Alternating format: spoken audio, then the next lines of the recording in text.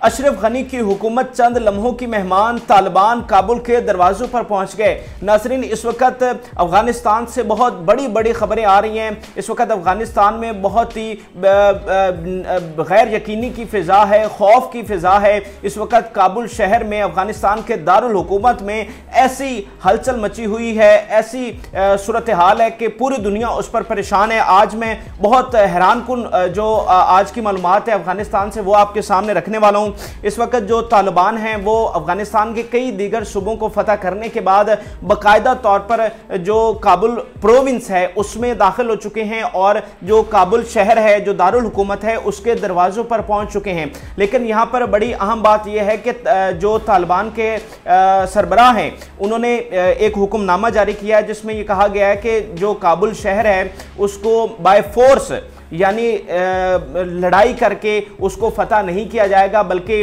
हम चाहते हैं कि जो अफगानिस्तान की हुकूमत है, जो अशरफ गनी की हुकूमत है, वो इसे सरेंडर करे और हमारी कोशिश होगी कि पुरअमन तरीके से जो हुकूमत है वो तालिबान के कब्जे में आए। और इसके साथ साथ बड़ी अहम बात मैं आपके साथ शेयर कर रहा हूँ कि तालिबान ने यह भी हुक्मनामा जारी किया है कि जितने भी सरकारी अफसरान हैं और जितने भी जो अफगान फौजी हैं अगर वो सरेंडर करते हैं तो उनके लिए आम माफ़ी का ऐलान है। इसके अलावा जो तमाम शहरी हैं उन तमाम के लिए आम माफ़ी का ऐलान किया गया है। लेकिन इसके साथ साथ जो काबुल की सूरत हाल है वो बहुत ही गंभीर है। इस वक्त मैं आपको बताऊं कि कुछ देर पहले, आपसे एक डेढ़ घंटा पहले जो अमेरिकन एम्बेसी है वो खाली कर दी गई है। बाकायदा तौर पर एक से ज़्यादा हेलीकॉप्टर्स वहाँ पर लैंड हुए। अमेरिकन एम्बेसी जो कि वहाँ पर काबुल में वाक़िया है और जितने भी उनके डिप्लोमेट्स थे या जितना भी उनका अमला था उनको वहाँ से इवैक्यूएट किया गया। और सबसे अहम बात यह है कि उनकी जो एम्बेसी है, अमेरिकन एम्बेसी, वहाँ से धुआं निकलता हुआ नजर आया,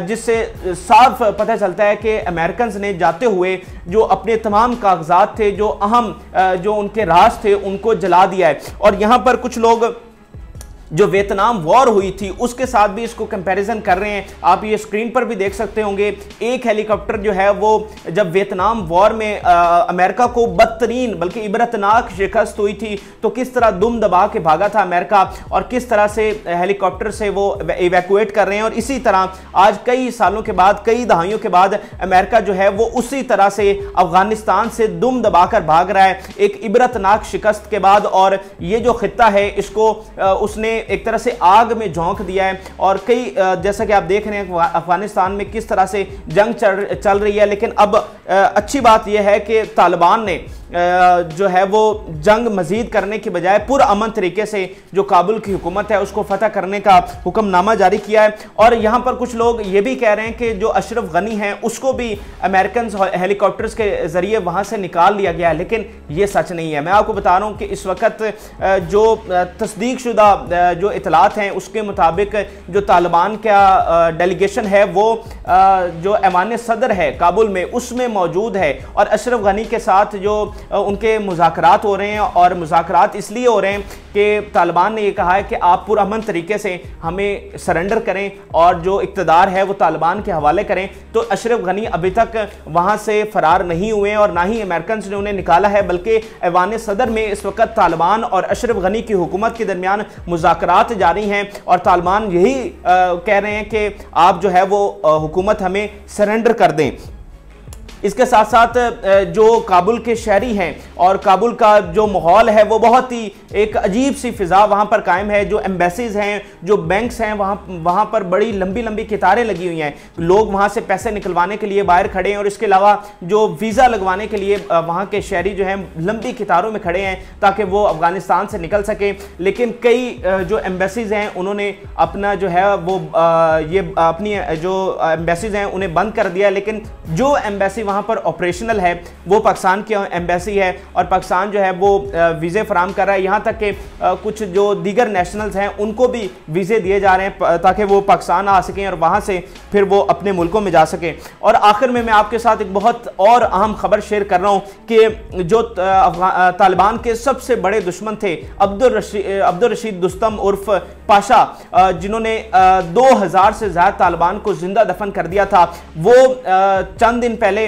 उनके घर पर कब्जा किया था तालिबान ने। तो अब्दुल रशीद दोस्तम बाकायदा तौर पर उनसे लड़ने के लिए निकले थे और उन्होंने ऐलान किया था कि तालिबान से वो अपने घर को छुड़वाएंगे। इसके अलावा जो उनका प्रोविंस है, जो उनका सूबा है, वहां से तालिबान को वो उनका कब्जा जो है छुड़ाएंगे और उनको उस इलाके को तालिबान से पाक करेंगे। लेकिन ताज़ा तरीन इतलात के मुताबिक मैं आपको बता रहा हूं कि अब्दुल रशीद दोस्तम जो हैं वो अफगानिस्तान से फरार हो चुके हैं और बताया जा रहा है कि वो ताजिकिस्तान जा चुके हैं। इससे पहले भी 98 में मैं आपको बताऊं कि अब्दुल रशीद दोस्तम जो थे, जब तालिबान की हुकूमत आई थी तो ये फरार होकर तुर्की चले गए थे और फिर जब अमेरिकन ने अटैक किया था तो ये वापस आए थे और अमेरिकन के साथ मिलकर ये तालिबान के खिलाफ लड़ते रहे। और अब 20 सालों के बाद जब दोबारा तालिबान की हुकूमत आई है तो दोबारा से अब्दुल रशीद दोस्तम अफगानिस्तान से फरार हो चुके हैं। लेकिन इसके साथ साथ जो उनका बेटा है वो तालिबान की कैद में है और उसकी तस्दीक भी हो चुकी है। तो ये इस वक्त अफगानिस्तान की खास तौर पर काबुल की सूरत हाल है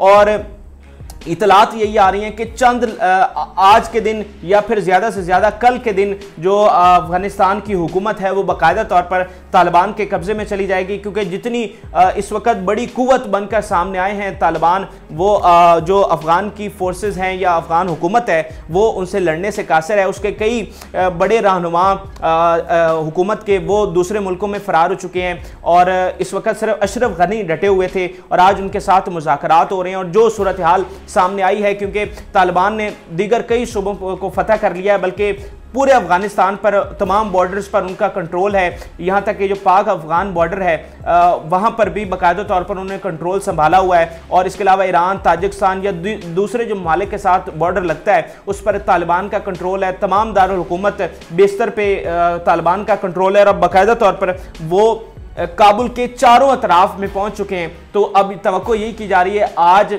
या फिर ज़्यादा से ज़्यादा कल के दिन बाकायदा तौर पर तालिबान के कब्जे में चला जाएगा अफगानिस्तान और तालिबान के बकौल एक इस्लामी रियासत की बुनियाद रखी जाएगी उसी तर्ज पर जैसा कि 90s में रखी गई थी। लेकिन इसमें थोड़ा सा तालिबान के बकौल थोड़ी सी इम्प्रूवमेंट होगी। जिस तरह से ख़वातीन की जो तालीम थी उनको अलाउ नहीं किया जाता था 90s में, लेकिन अब तालिबान कह रहे हैं कि वो जो ख़वातीन की तालीम है उसको अलाउ करेंगे। इसके अलावा दीगर चीज़ें भी उन्होंने बताई हैं। लेकिन अब तवक्को यही है कि एक या एक से ज़्यादा दिन में जो अफगानिस्तान की हुकूमत है वो तालिबान के कब्जे में चली जाएगी। तो ये इस वक्त की ताज़ा तरीन अपडेट्स थी जो मैंने आपके सामने रखी, तमाम रिसर्च बेस्ड चीज़ें, और इसके साथ साथ जो अपडेट्स आएंगी मैं आपके साथ शेयर करूँगा। और फिल वक्त के लिए मुझे इजाज़त दीजिए और हमारे चैनल को ज़रूर सब्सक्राइब कीजिएगा। इजाज़त दीजिए, अल्लाह हाफ़िज़।